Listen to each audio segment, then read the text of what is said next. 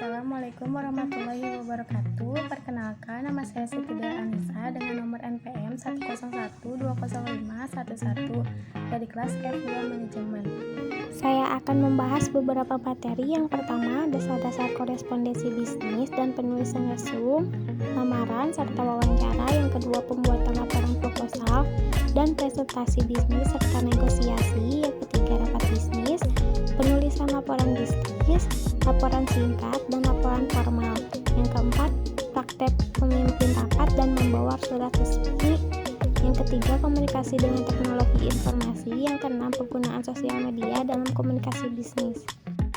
Yang pertama, dasar-dasar korespondensi bisnis dan penulisan resume, lamaran, serta wawancara.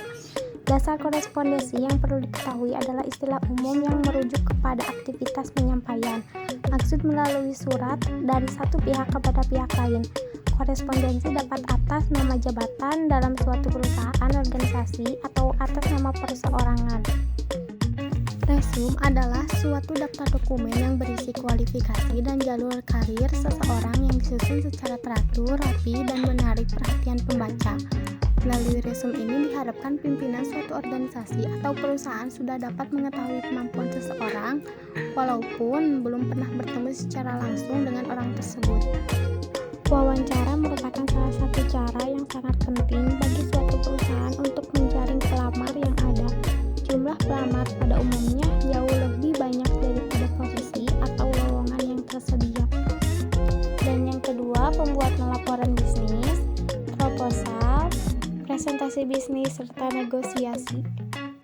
Menurut Hemstreet, laporan adalah pesan yang disampaikan secara sistematis dan objektif yang digunakan untuk menyampaikan informasi dari suatu bagian organisasi kepada bagian lain atau lembaga lain untuk membantu pengambilan keputusan atau memecahkan persoalan. Proposal bisnis merupakan tulisan yang berisi rencana atau tulisan untuk melakukan suatu kegiatan tertentu. Presentasi bisnis adalah suatu kegiatan berbicara hari di hadapan banyak hadirin. Tujuan dari presentasi untuk membujuk biasanya dibawakan oleh wiraniaga untuk memberi informasi, biasanya oleh seorang pakar, atau untuk meyakinkan, biasanya dibawakan oleh seseorang yang ingin membantah pendapat tertentu.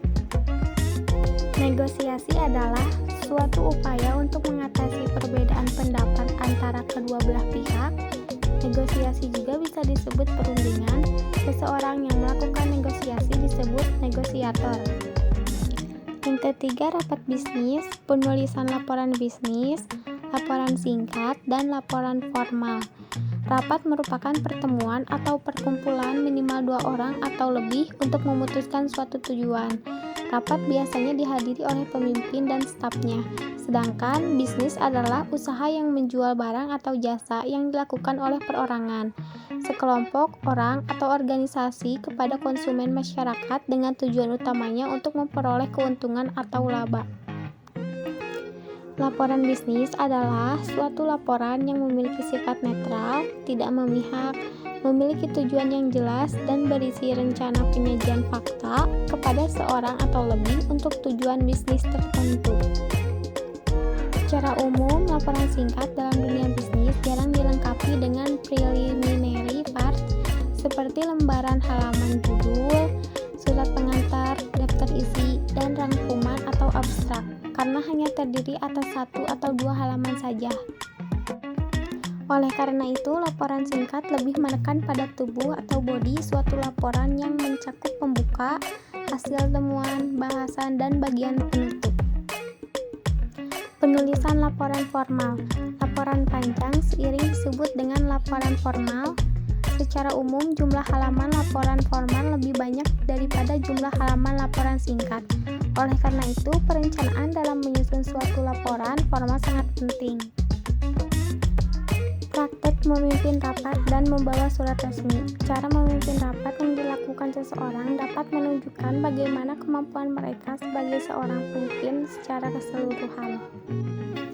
Hal yang paling penting, agenda juga menggarisbawahi topik diskusi yang akan dibahas, sehingga semua orang bisa melakukan persiapan.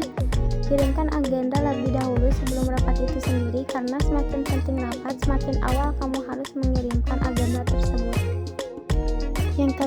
komunikasi dengan teknologi informasi. Teknologi informasi dan komunikasi atau disingkat dengan TIK adalah semua teknologi yang berhubungan dengan penanganan informasi. Dalam bahasa Inggris, TIK disebut dengan Information and Communication Technology. Yang keenam, penggunaan sosial media dan komunikasi bisnis.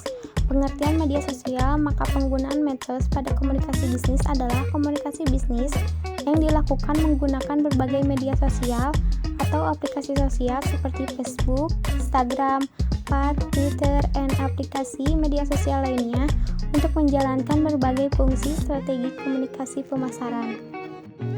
Namun untuk menggunakan media sosial dalam kegiatan bisnis hingga mendapatkan pengaruh teknologi dalam komunikasi bisnis yang signifikan ternyata tidaklah mudah. Seorang pembisnis harus mampu menghindari berbagai hambatan penggunaan teknologi dalam komunikasi bisnis.